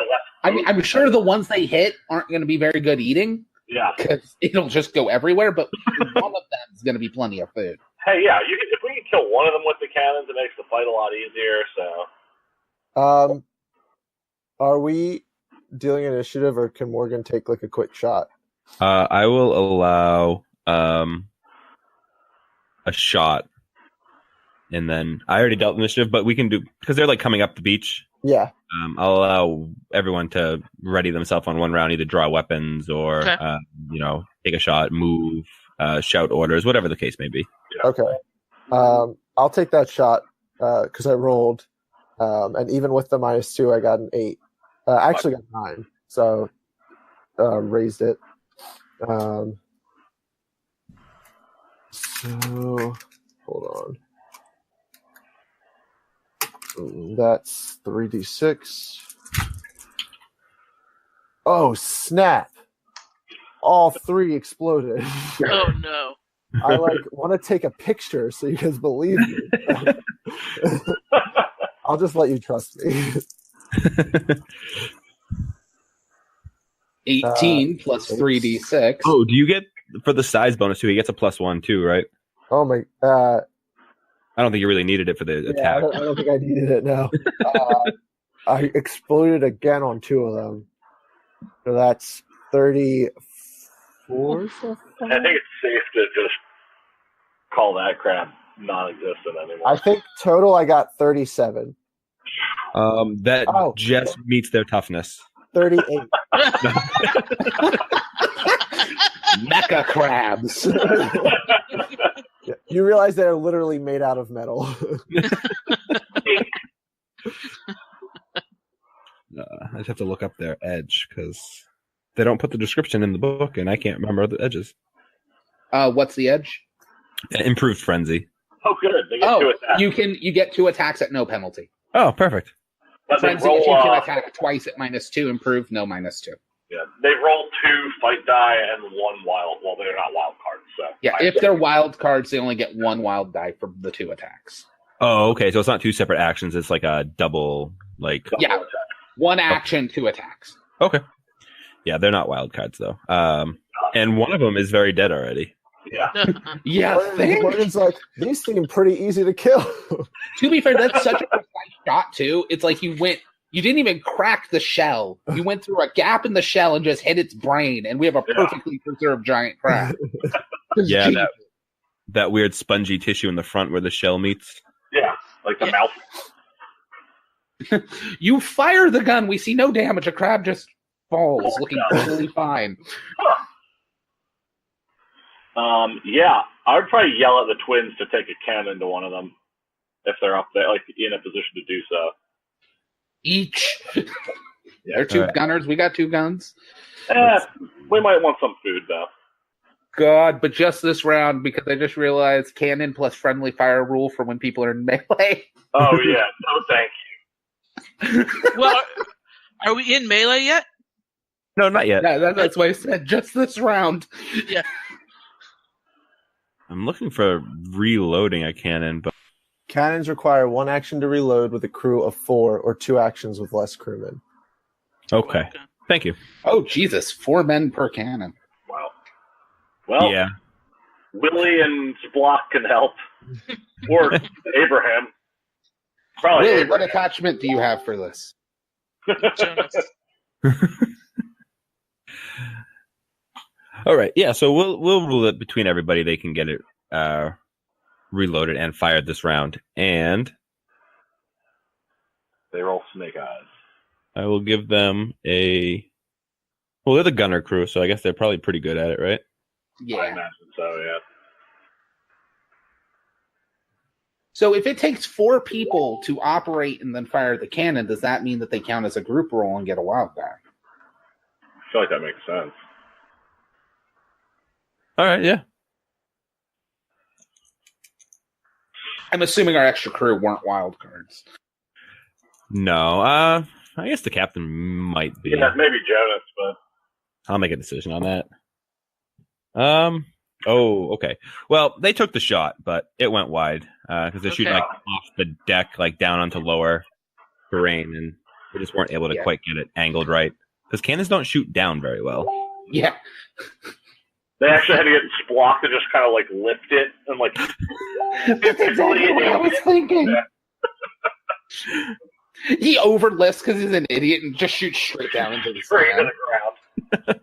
But Right they to just the come down floor. and grab the same ball and load it in again. That's conserving ammunition. And for our actual initiative, we are going to start with everyone take a Benny, and Oh. he has the Joker. Oh, sweet. Jokey Joker. Jokey does. How far away is the closest one? It's not a very wide beat. I'll say you can get there in a regular standard movement. Okay, so I'm going to. Yeah, I've got my hook and my dagger, and I'm Jokey the bird killer, man. I'm gonna do this. I could do this. I could totally do this. And I just run out to the one that's closest to me, and I'm going to wild attack with my hook. So that's a +2 and another +2, right?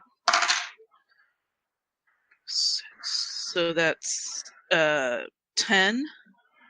Nice. +1 for their size, Okay, so that's that's 11. and they have a. Oh, that's good. That's with a raise. Oh wow. I hope that's a razor. We're in trouble. I feel like we need to turn one of their giant claws into a hook for Jokey. Yeah. So I'm so with a raise I've hooked it. I've said it, right? Yeah. Yep. Okay, so 6, 12 exploded. That's 14. +2 on the wild attack, so it's 16. Nice. Good, because they are pretty tough with their hard shell. But you are able to. You set the hook, but you set it right through the top of his shell. So now you're really just hooked into a dead crab. It's set so well, getting it out's going to be difficult. Hey, it's Okay, perfect for dragging on the ship. Is there another one that's close enough to me so that I can reach over, poke at it with my dagger, or do I just can I just take my hook out? Would you like high or low? And I'll roll to determine that. I'll take high. All right. Yes. There's another one that came up the beach right beside him. Okay, so I'm going to wild attack that one as well. So that's +2, -2, +2. That's a 7 to hit. That hits. No raise though. A little bit +4 damage, so. It's +4. How is it? Oh, right. Two Wild for each. attack and Joker. Yeah. So that's 11. Oh, but what's the size though? I didn't add in the size on the attack. So the attack would have been 8, because you said 7. Okay, yeah, Yeah. no, it's still not enough. it's 7 +4 is 11 on the damage. So that you hit him and he's shaken. Okay, so I'm still stuck on the other one.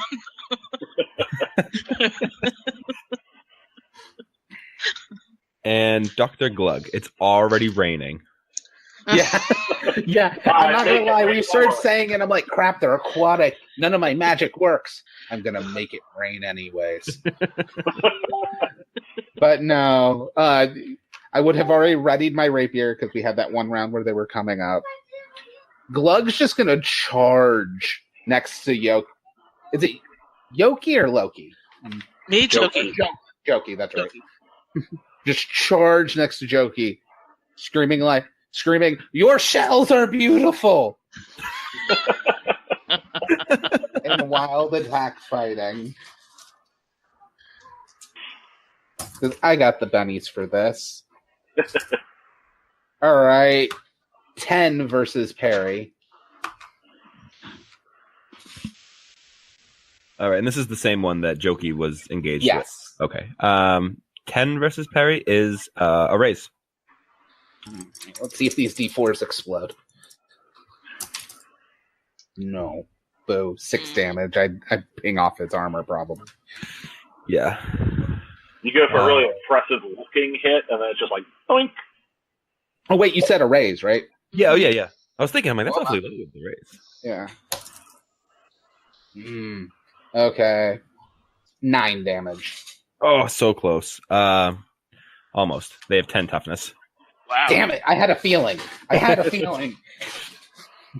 because they get a +3 for their natural armor. Mm-hmm. And then they're +1 size. And... All right, so the crew is up next, and I'm really hoping they're not pulling out that cannon again. well, there was one more that isn't engaged yet, so I'm going to say that they're smart enough to not shoot at the one that's surrounded by their crewmates. Yeah. And I will give them because they're a gunning crew, they get the wild die.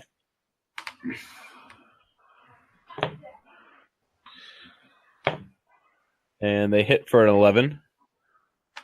And the damage is, I believe it's 3d6 plus something. 10, 12, 13. So they shake it. Nice. Like the cannonball blasts down into the sand right in front of this last giant crab, spraying up all the wet sand all over him. And he's a little taken back by it. He's like, hey. Stop that. And Morgan is going. I'm standing here. Okay. How close am I? You're still up the beach, but I'm going to allow just standard movement to get there.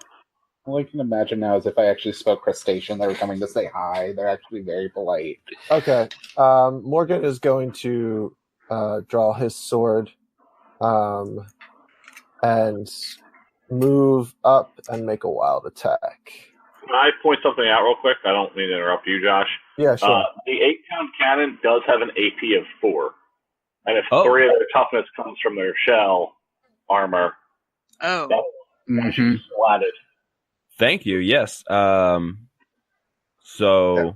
that might be a wound. Let me see. It was. I had a 9. Let me just. So that would be 7. So they'd be. I'm sorry. What did I rolled? They rolled a 12 or 13 for damage. They were 1 away from wounding it. That's right. It was 13. Yeah. So they would be wounded, and so I have to steal Morgan's thunder for a second and go back. That's fine. Yeah, just charge the one we're all on. Yeah, that's a whole other crab. The crew lets off the cannon shot, and it just smashes right through the top of this shell. And I mean, there's no way a crab could survive this impact. Crab guts everywhere. I like to imagine, since they're like massive crabs, when it's shaking, it literally a cannonball just pings off their shell. Also, it seems like cannons might work a little different for ship combat, so we might want to keep that in mind if we ever do that. Yeah, we are going to run ship combat at some point, but it is going to be really complicated and crappy the first time. So there's one left, right? Yes. Okay, and that's the one that Jokey and is somebody else on it? Glum. No, the one I'm on is dead. Oh. And I just poked the one next to me.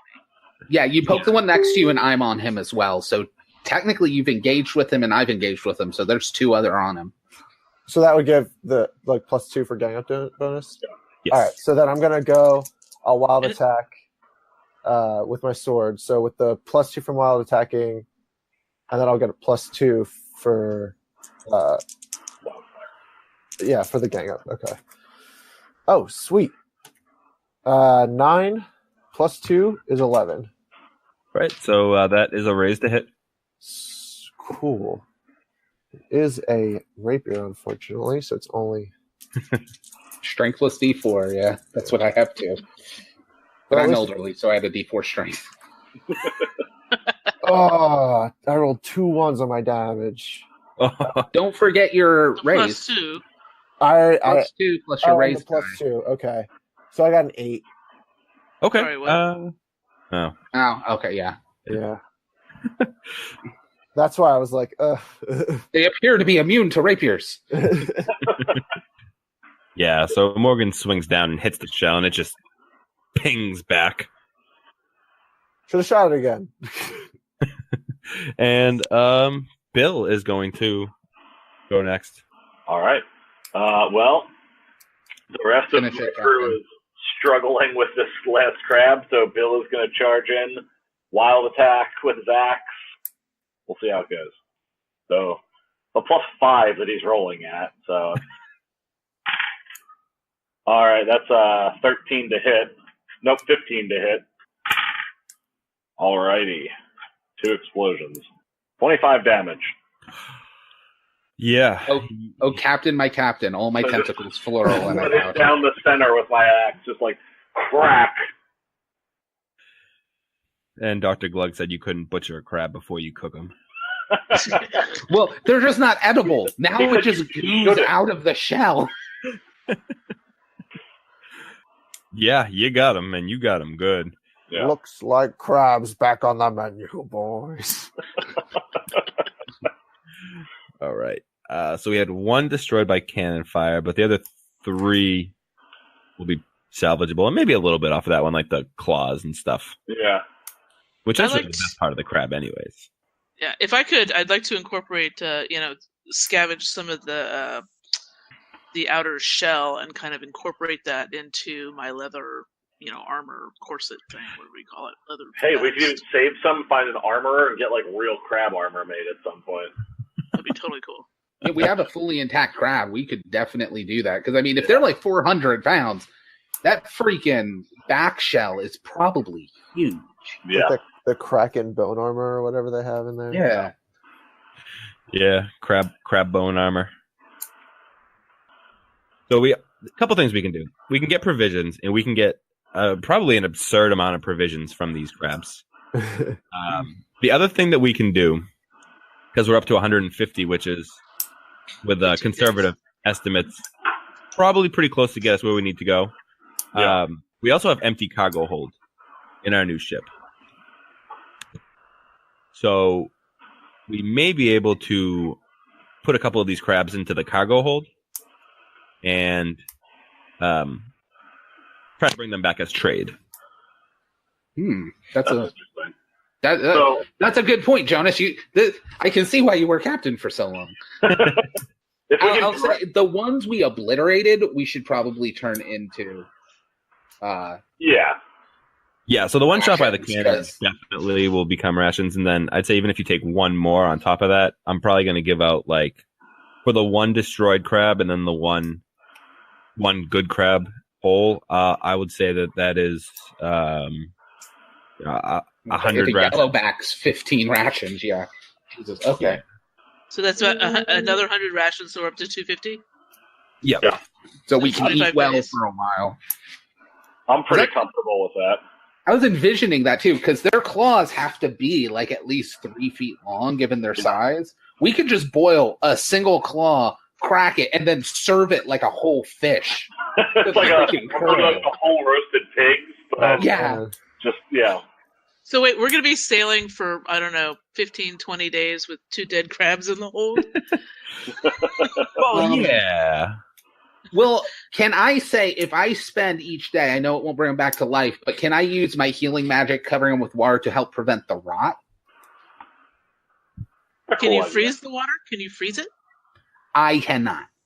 Yeah. Mm. Well, it does say I can control the temperature of it. So in theory, but I'd probably really? be working real hard. Yeah, We can brine it. we could. Yeah. I mean, nasty. they can chill in my like bladder lined skull for a while, and we can brine them. That's the only thing I can think of that'd be even close to big enough to do it.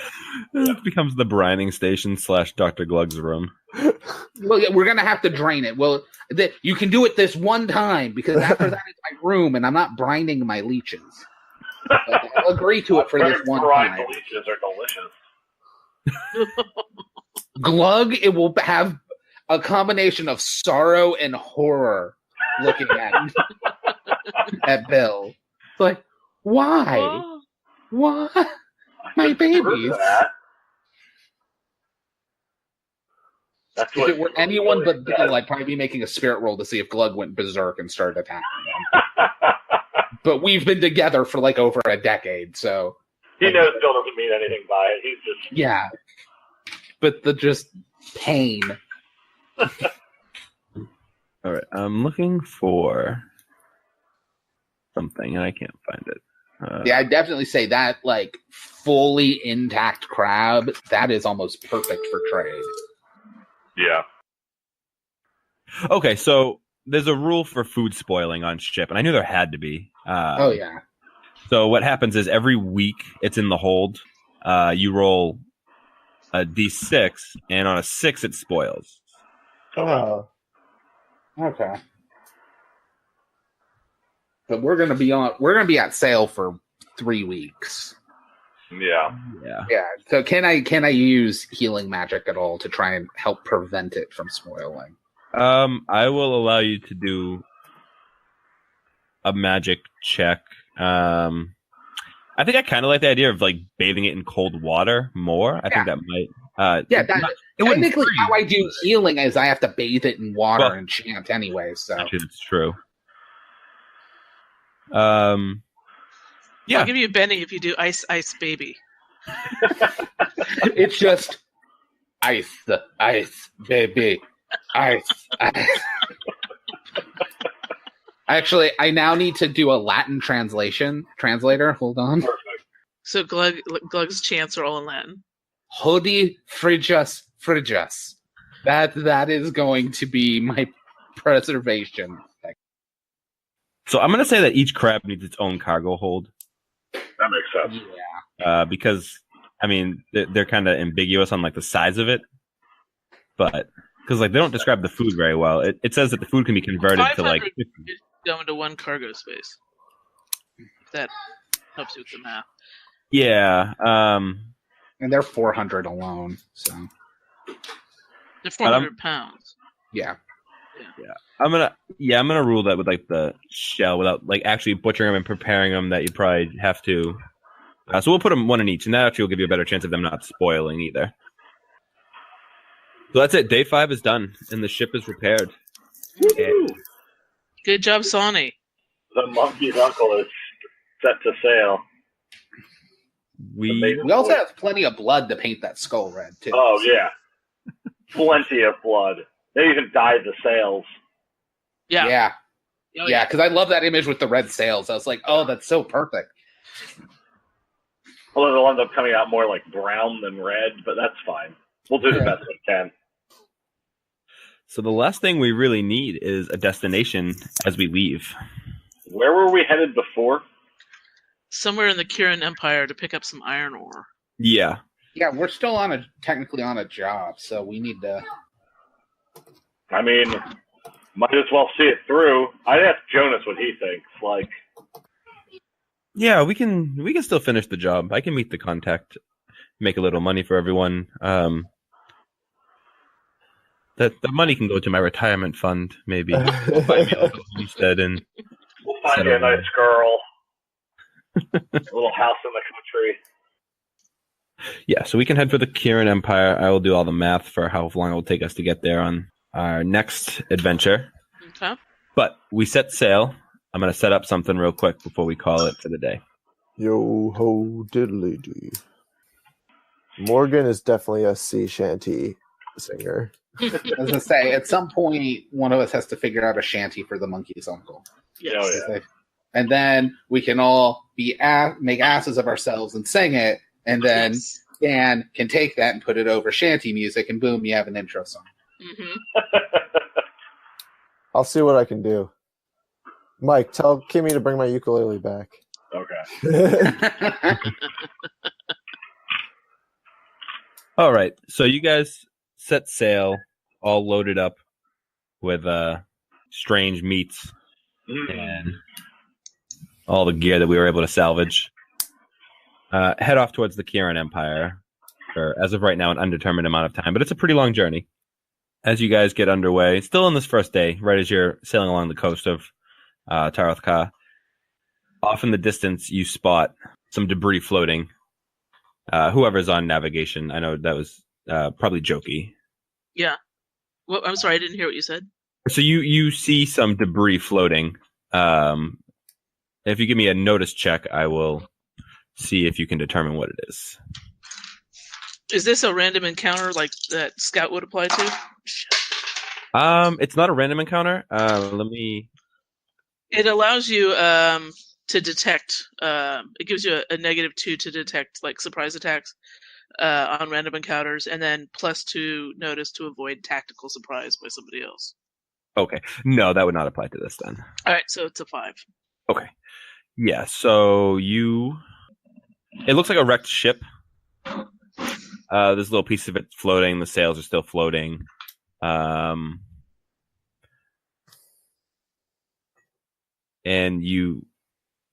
as you guys, because you're kind of going past this as you sail anyways.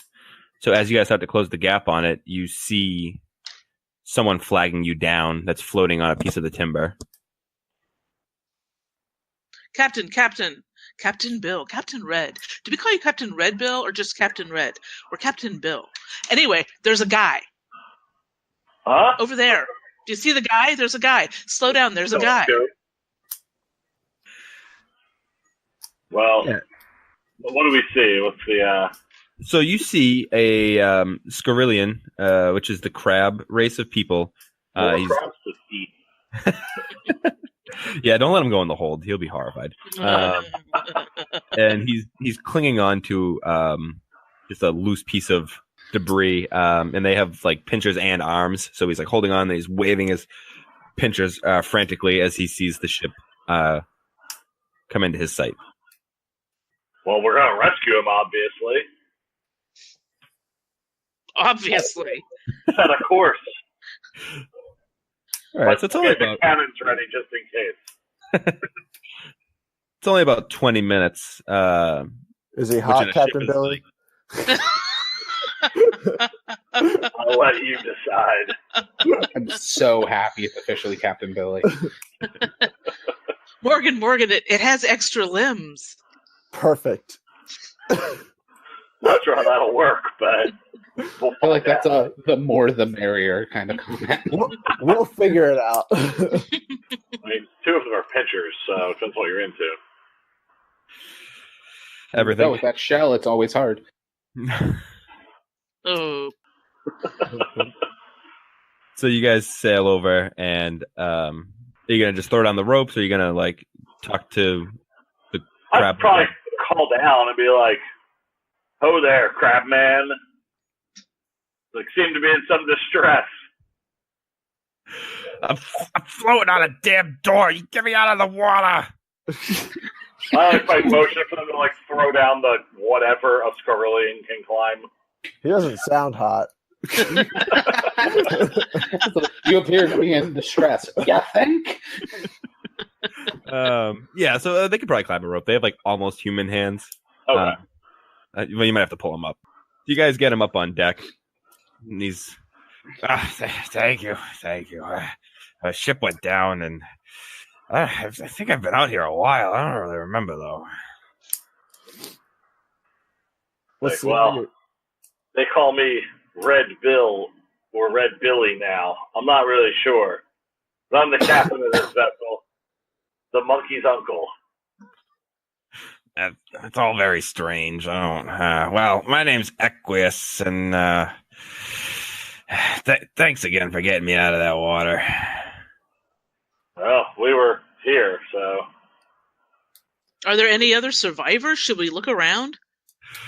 No. I've been down there for at least half a day. The sharks from the Ugak, the giant sharks they send out, got our ship, and they tried to eat me, but I'm too damn tough for those stupid things. Couldn't bite through my shell, so he spit me back out. So crab armor is what I'm hearing. Choki, write that down. Yes, sir. Aye, Captain, sir. We'll find a good place for you in the hold. Don't worry. I'm sure there's room. Bum, bum, bum. What was the name of your vessel? I was sailing on the Layla. I was the super. We were moving some cargo, and Layla, that's not animal themed at all. There's no place for you here. I mean, his name's very close to equine. So, Yeah. That's what I mean, a thought. crab wearing horse armor is going to be real weird. So. He's a horse crab. Like farting. Yeah, I was with the Layla, working as their super. I used to work for the Spanish Guild, and I love measuring things. So I took to the seas to start a book about all the things I could measure around Charybdis. I'm hearing Hey, Taylor, Morgan, this one's for and you. I love it.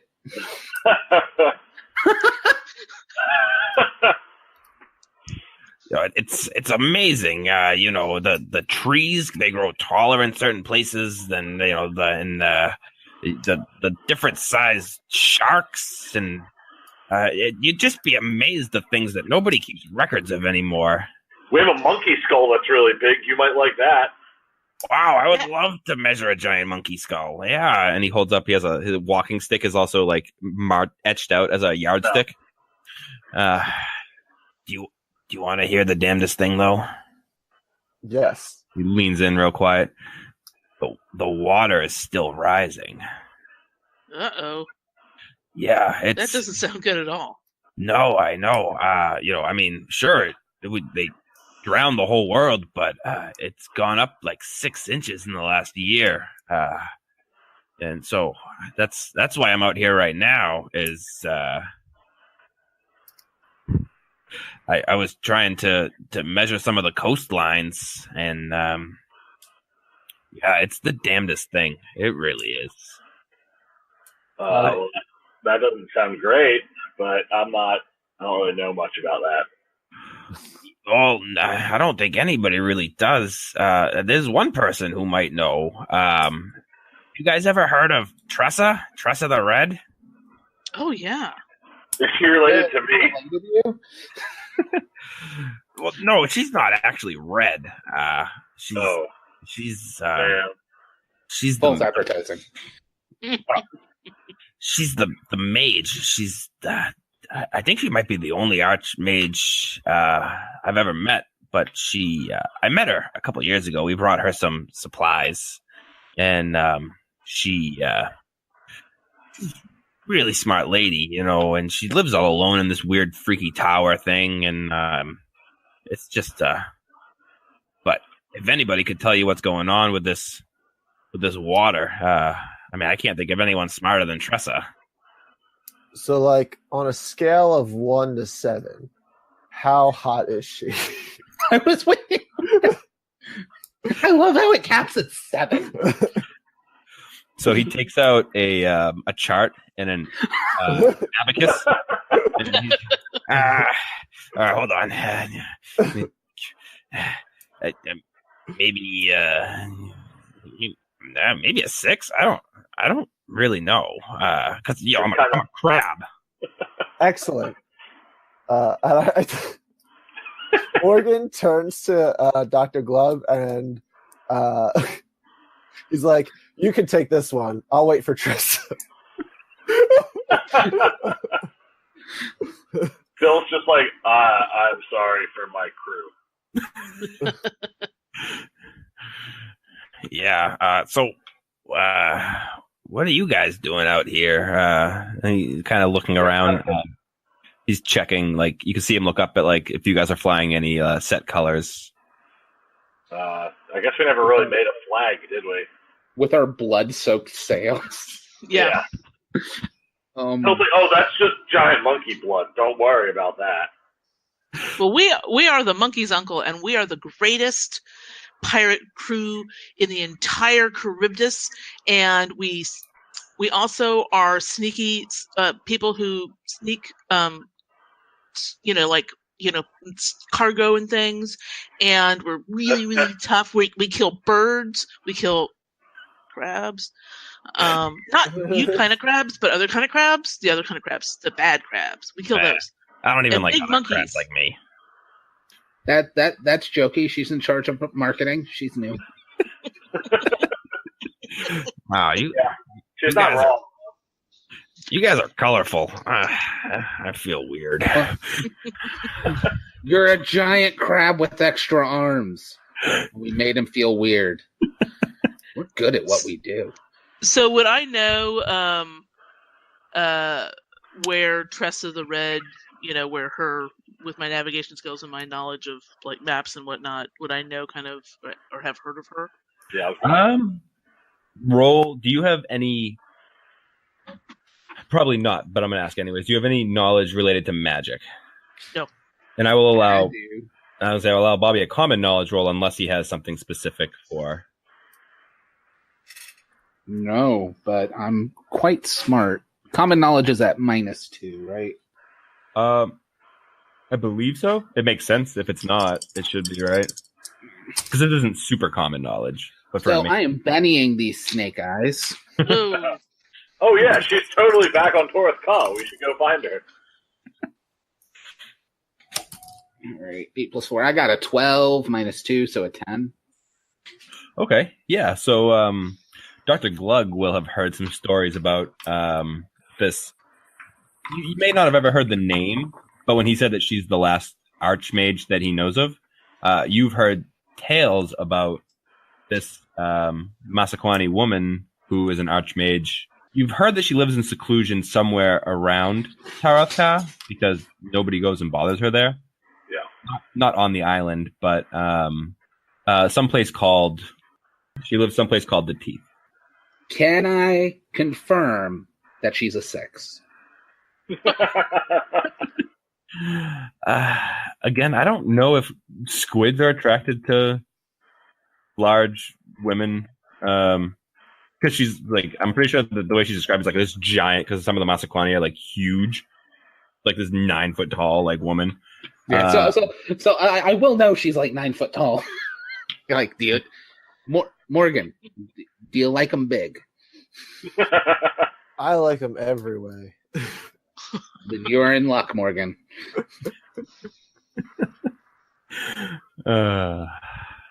And just before we take off away from the shipwreck, I'd like to ask Equus. Equus, what kind of cargo were you carrying? Is there something we can salvage?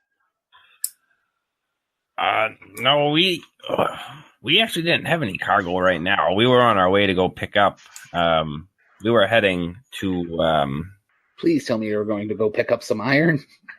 Tell me to pick up. There's no iron in the Kieran Empire? Do tell.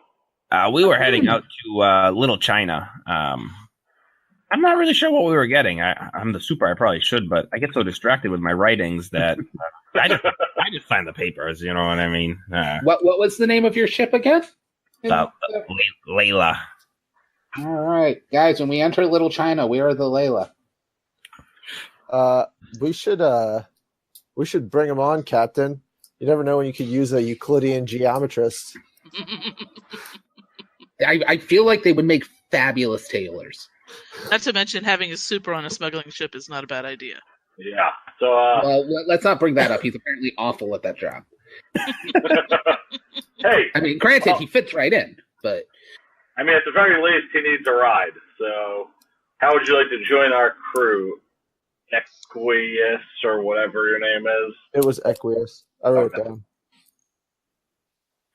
Oh yeah. Well, hey, it's sure better than floating here in the middle of the ocean, right? So, yeah, where are we off to, fellas?